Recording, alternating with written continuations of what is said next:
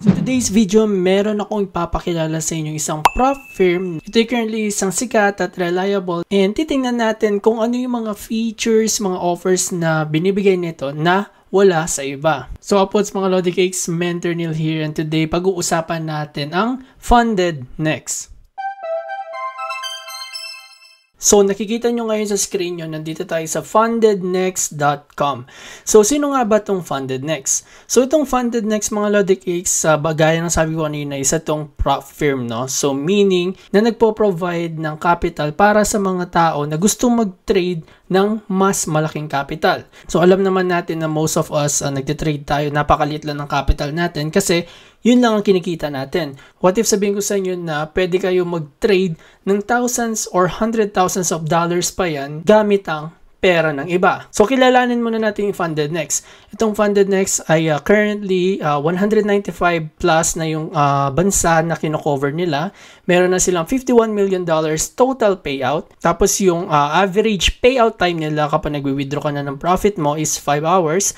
And meron na silang currently 51,000 funded traders. So sila ay na-featured din sa mga sikat na website tulad ng Bloomberg, Yahoo Finance, Nasdaq, Street Insider, and so on and so forth, no? So ano bang pinagkaiba nitong Funded Next sa ibang prop firm? So meron silang 15% profit sharing from challenge phase. Yes mga lods, kahit nasa challenge phase pa lang kayo, potentially pwede kayo kumita ng 15% ng kikitain nyo doon, no? So explain ko yun sa inyo mamaya. No time limit on challenge phase. Alam naman natin yung mga ibang sikat na funded firm ay meron mga oras or may time limit yung challenge nila. Kay Funded Next, wala. Meron din silang balance-based drawdown at raw spread and lowest commissions, which means tight lang din ng spreads nila. So bago ko pakita yung mga challenge sa inyo mga lods, gusto ko lang sabihin na itong si Funded Next ay naka-registered at yung operational office nila is nasa United Arab Emirates o yung UAE. Alam naman natin nung nakaraang buwan ay merong isang prop firm na nagkaroon ng problema pagdating sa regulation, no? Kasi nakasettle sila sa Canada and US. Pero itong Funded Next ay nakasettle sa UAE, which is sobrang friendly pagdating sa pagtitrade ng crypto, ng forex, or anything na may kinalaman sa trading. So ito yung Funded Next team, no? Makikita nyo dito yung picture dito sa website ng kanilang mission and vision. Tapos dito sa baba mga lods, no? Ayan, nakita nyo dito, meron tayong Funded Next Global Meetup and Conference. Actually, sila mga lods, pumunta na rin sila sa Philippines. So, napakaganda mga lods na kinikilala nila yung mga tao.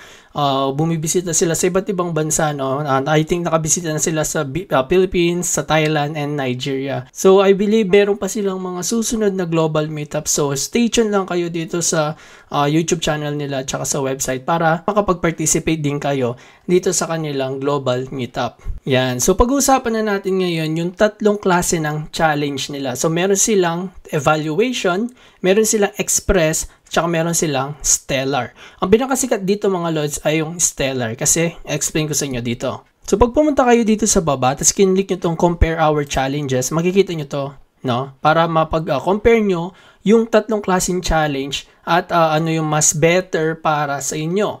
So kung mapapansin natin dito sa evaluation, express, and stellar, no? Sa evaluation, meron tong dalawang challenge phase. Ibig sabihin may phase 1 and phase 2. So dito sa express mga lods, no, kahit sabihin nating mabilisan to na isang challenge lang, ang profit target nito is 25%. Tapos, ang maximum overall loss natin is 10%. Tapos, meron din tayong consistency tsaka non-consistency. Ito yung susundan natin yung average lot size and number of trades natin per week. No? Kailangan sundan nyo yun kung naka-on yung consistency rule nila. Pero pag non-consistency, hindi nyo na kailangan sundan yun. Okay? So, same thing din sa stellar. Sa evaluation, wala silang consistency rule. So, sa stellar, meron tayong dalawang klase. So, meron tayong 1-step tsaka 2-step challenge. Ang pinaka-best para sa akin dito is yung 2-step challenge. Kasi, dito mga lods, ang maximum overall loss natin dito is 10%. Habang yung dun naman sa 1-step is 6% lang. So, mas malapit or mas konti. Tapos, ang isa pang pinagkaiba nila dito mga lodi, ang 2-step, 8% lang yung target natin sa phase 1. Tapos sa phase 2, 5% yung target natin. Tapos lahat sila $3 per lot. Ganun kamura yung commission nila. Tapos ang profit split up to 90%. No? So 90% sa inyo, 10% sa kanila. Tapos yung leverage nila is 1:100. Pero lang dito sa Stellar, 1 step no, na meron lang siyang 1:30 leverage. Tapos ang maganda dito mga lods, no, yung challenge nila na evaluation tsaka yung Stellar, meron silang news trading tsaka weekend holding. So meaning, kung gusto nyo mag-trade sa NFP, sa FOMC, and kung swing trader kayo, gusto nyo mag-hold ng weekends, pwede nyong gawin dito sa Stellar tsaka sa evaluation. Kapag nagpe-payout na kayo, sa Stellar, meron silang bi-weekly. Doon sa 2-step, kapag unang first payout nyo is monthly muna siya, then sa second payout nyo, sa third, fourth na yon, bi-weekly na siya. Okay? Tapos kung pupunta na kayo doon sa kanina, ito, makikita nyo dito yung presyo. So dito, mas mura yung Stellar Challenge. Makikita nyo dito sa baba, no? Ayan, nandito sa refundable fee.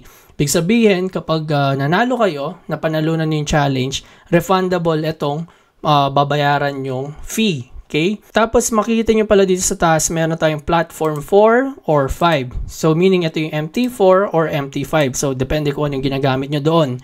Meron din tayong swap account tsaka yung swap free account.